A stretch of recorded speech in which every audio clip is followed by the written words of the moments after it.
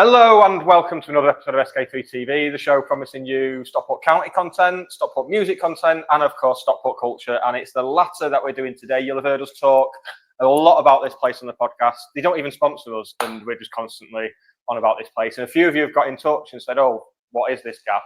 So I'm delighted to be joined by Neil of Highballer and Cherry Jam fame. Hey, how you doing? You all right? Yeah, good. It's a bit weird for me to be in here during the day. So yeah. It's very much a returning to the scene of the crime sort of thing. Yeah. Friday night, you had a good night in here, right? Yeah, very good. Right? Most Fridays, actually, it's become our sort of podcast HQ on a Friday night. Amazing. Podcast hotspot, and a lot of people have been getting in touch. I think people do think it's a sponsorship thing. It's like, no, we just like it. Yeah, great. That's sort of what we want to do. We want to kind of showcase everything that's going on in Stockport. There's a lot. It's amazing. I mean, I moved away I'm 38 now. I'm sort of admitted to myself that I'm 38 now. So when I was 18, I moved to Withington because everywhere was closed at like 10, 11 o'clock around there. And then I came back I'd come back for the football and nights out and stuff. And then moved back permanently about 3 years ago. And I was just absolutely staggered. Yeah, similar to me. I moved away in 2000 and there was still a good nightlife scene. Yeah. Sam's Bar was still over there. Grand Central was there, but nobody went. Yeah. And I moved away for over 20 years. Yeah. And to come back and see it thriving is really good. And it's really good for me because I can operate and do my business here. Yeah. Well, that brings us on nicely. Obviously, you're getting to see it booming, see all the stuff that's happening, but you've become a central part of it. So tell us a little bit about your background. So I grew up in Stockport, born and bred. Started work in Grand Central in 1997 as a glass collector. Grand Central Bar Squares. Yeah, that was interesting. Interesting to do some heavy lifting there. That was interesting, but great. It was always a busy place, Stockport. I wanted different things. I wanted to go and travel, so I traveled around the world. I got really good at bartending and show bartending. So I've seen Tom Cruise and cocktail was all the rage those days, and it was the start of cocktails in the mainstream, really. So I travelled all around the world, went to over nearly 100 countries, 98 countries, doing shows, events, competitions, training people. So I've lived all over the world doing it. I lived in Vegas, Seoul, Australia, you name it. I've been there doing it. And then I set up camp in London for the last 15 years. Set up a big events company there. We did all the festivals, every festival. We did A-list celebrities. We went on Britain's Got Talent, became second in the first year of that. So that was good for us publicity-wise. And then for the past 10 years, I was in London and I owned some of London's best rooftop bars, which has activities. So there's one in Peckham, but the big one was in Stratford where we had crazy golf, curling, archery, baseball batting cages, all that kind of thing. So more on that later. So what made you come back then? What was the... It was in the pandemic, actually. So I was already coming back to Stockport and I saw that it was kind of booming. It was in the pandemic and I came up here and I started delivering cocktails to my friends in Stockport area. And that kind of like kick-started that we needed to get a base up here. Yeah. So we got Cherry Jam, just one side of Cherry Jam. And it was kind of like a lockdown project that we did to open up after lockdown. That's sort of a common theme amongst like independents and creators and stuff, I think. Because it's the same when I chatted to Paul from Stockport Gin. That was very much a lockdown thing. Yeah. And same with Andy, who had Notion, who sponsors us at Blackbird. It's just, despite all the death and stuff, like the pandemic was pretty good. It worked out all right. I mean, it was awful for hospitality at the start. Yeah.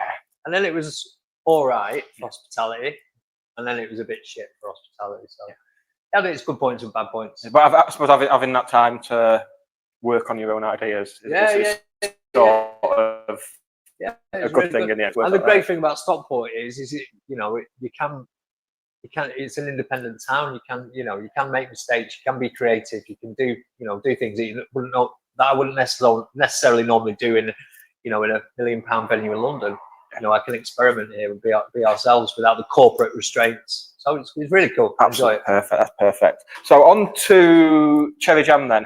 How would you describe Cherry Jam? I mean, there's many ways I'd describe it, but they all involve like superlative swear words. So I think it's for you. You know, when it comes to a bar, I believe that a good bar should be fun. Yes. It should have great music, should be fun, and have really good drinks and really good service. Looking at you, Tim Martin. So that's what we tried to do. We tried to do a proper cocktail bar using fresh ingredients, made by bartenders in front of you. Yeah. So not out of a bottle, not pre-made, made in front of you live. A little bit of great service, a little bit of personality, some good music in the background, and a bit of fun. So if somebody asks me what Cherry Jam is, it's fun. We don't take ourselves too seriously. We take the drink seriously. We take our guest experience seriously, but it's fun. A good bar should be fun. Yeah, that's exactly like us. The same when we talk about football on a Monday night. It's got to be fun because it's only football. No one's going to die. So yeah, exactly. It's that sort of thing. It's we want to give a place where people come and have a good night out. Yeah, and they do. We used to have a good night out in Stockport, and I went away for a bit. Yeah. Now, come to Stockport and have a good night out. Yeah. So in terms of, I don't know if you're on Facebook and you're a member of one of the Stockport-based Facebook groups that are basically scared to death of modern life. No, I'm not. No, you're a lucky man. Yeah, right, that's okay. a good decision. I might be one of them.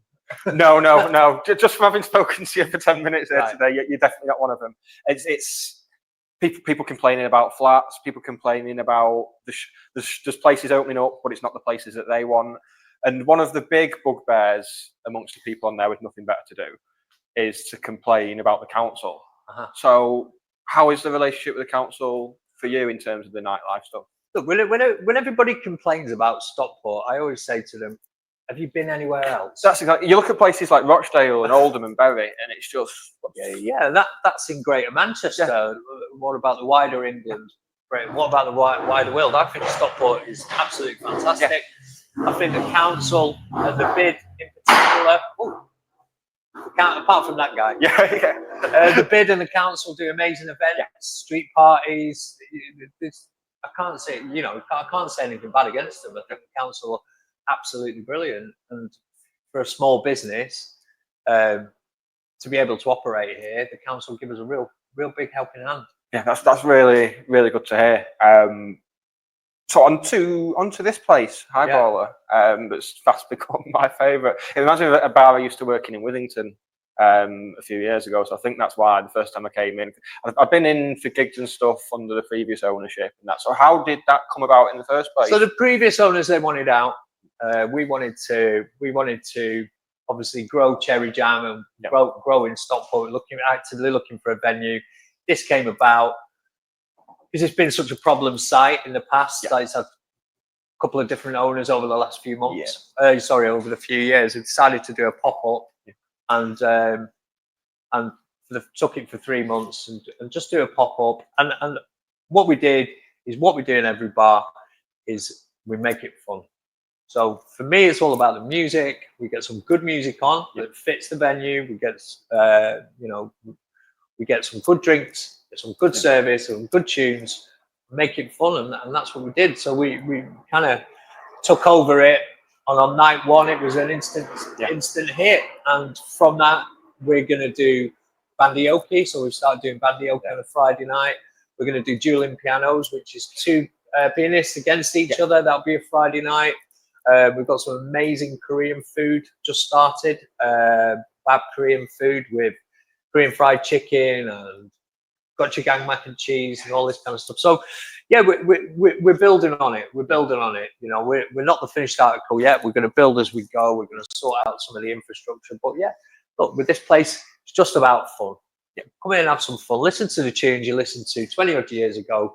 You know, have a bit of a dance around. Remind yourself of when you were 19, 20. That's exactly what I said on Friday night. About midnight. I was shouting that to everyone who'd listen. So you're working with Benji as well, friend of the show. Is he trouble? Yeah. No, he's not. He's good. He's stopped listening now. He's there. I can't say much about him. But no, Benji's a great lad. He knows Stockport and loves Stockport. It's great to work with people who love Stockport and want to see it grow and expand, because we've all seen it. Those of us who are old enough, we saw it when it was booming in the 90s.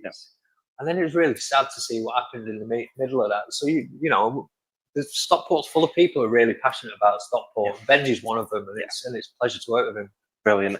I used to go to the Northern Quarter quite a lot, and one of the things that kind of struck me, it got to a point where it felt like it wasn't so much of a local thing. It was, you know, people coming from elsewhere and starting businesses there. But with Stockport, it's as we'll be showing on these episodes, it's people who've actually got a stake in it anyway, and it really makes a big difference. It does, because you care about it. Yeah. You know. So you mentioned it earlier. We should talk about Britain's Got Talent. Yeah. Because I had this on my list to bring up. I wasn't sure if it was some sort of urban legend. No. So were you doing all the cocktail stuff on that? Yeah. So we had a corporate act. We did this on the corporate. We'd go out on the stage and throw our bottles around and make cocktails for people. And there was this show that came on. There was an advert. My mum said, "Why don't you apply for this?" We didn't know what it was. It was the first season. It never happened before. So we applied for it. We got through. We got through again. Then we got invited to the live shows. And it all happened quite quickly over a week. And then we went on. We got in the final. Paul Potts won. And we worked off the back of it with Simon Carr for the next 2 years. Do you think of getting Paul Potts back for Bandioki, maybe? No, I wouldn't. No. He might not want to. He probably does. I don't know what he's up to. He's got a few quid. He's done all right out of it. Yeah. He's done all right. Can't beat it. So lastly then, obviously we mentioned Benji before. Yeah. You and Benji have both got a little something going on. Would you like to tell us about it? I would say it's a bit more than a little something. I hope so. So it's a new venue, and it's something that I've wanted to do for a long time. It's in prime location in the market. It's called Loft Social, and it's an activity bar. So much like I said about the games at the rooftop, with activities and things to do, we find that, you know, modern day bars and, you know, people want something to do as well as just come in and drink and dance, you know. So we've got 2 lanes of ice-free curling, 2 lanes of deck shuffleboard, a game of petanque, social bowls, archery, really bad boy cocktail bar, and just probably the best view in Stockport. Absolutely brilliant. A load of new ways for me to disillusion women. So that's a good one. Wants to see me partake. If you needed more. Yeah, the list is just mounting. That just about wraps up the episode, I would say. Thank you for joining us. My pleasure. We really appreciate it. Just want to showcase everything that's going on, and you're one of the first people we thought of when we did it. Would you say this has gone beyond the pop-up now then? It's beyond the pop-up. We've got it now. We've got it for the next 10 years. Good. Who knows what's coming next? God, I don't know yet. Yeah. Well, that's the thing, isn't it? If you can come to Manchester, if you can come to Stockport for a night out, it saves you going into Manchester, spending all that money on getting home. You can walk home or come to Stockport. You know, which is why I'm supportive of all the bars that open up around. Because if it's a full night out, then why would you go to Manchester? That does strike me, actually. Everyone seems really supportive of each other. There's no, even though you are sort of in competition in a way, there's none of that. It's just I think rather than being in competition with each other, the bars, we're in competition with Manchester. Yeah. I mean, even my last 6 months or so, I was living up Moss Side, just on the border of Whalley Range, and I found myself coming here for a night out rather than get a bus for 10 minutes into Manchester. So, yeah, on the right track already. That's a ringing endorsement there, folks. Right, we will be back more of this. Where can people find you online? You can find us at Cherry Jam, Stockport on Facebook, Highballer, Stockport on Facebook, and Loft Social UK on Instagram. Excellent. Get on all that. I will put all those in the episode description, and we will see you soon for more of this sort of content.